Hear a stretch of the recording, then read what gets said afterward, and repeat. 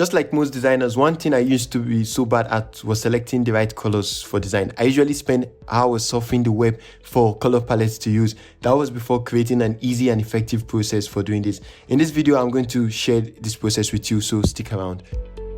Hey guys, welcome back to Graphics Pyramid, where we cover everything that has to do with designs in general. In this video, I will be showing you the method I use for selecting colors. This is something most designers struggle with, but don't worry, as always, we've got you covered. Let's dive into it. So when selecting the right colors for either brand design, web design, or any design in general, I usually use the 60% plus, 30% plus 10% rule. Let me explain. The 60% is your dominant color, 30% is your secondary color, and 10% is the accent. I'm going to break it down into two steps. Step 1 is choosing the dominant color. What is your dominant color? The dominant color is the main color of your brand. To select the right dominant color, you need to understand the type of business your client is running. Let's take Graphics Pyramid as an example. Our dominant color is a dark shade of blue, which looks elegant, by the way. Here's the meaning. The color symbolizes serenity, stability, inspiration, wisdom, or health. The word inspiration stood out for us because one of our main goals is to inspire more people to join the creative business.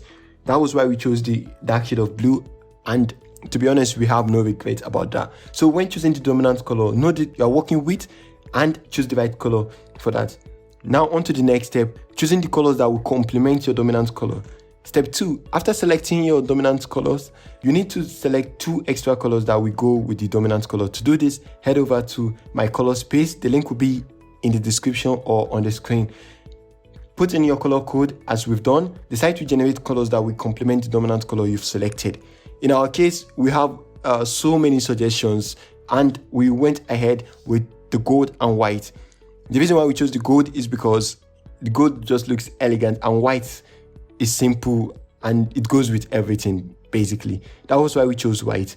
If you follow these 2 steps well, you will end up with a color palette whereby each color complements each other. Let's take Graphics Pyramid once again as an example. The blue can be used together with the gold color as showcased by our logo. White and blue fits in perfectly, white and gold as well. Selecting colors isn't that hard, and it should not be a problem after watching this video. These steps are very easy to follow, and I'm sure everyone can do this. That's all for today. Subscribe for more tutorials. Don't forget to like and share the video with your mates. They help our videos a lot. Thank you for watching, and I'll see you in the next one. Goodbye.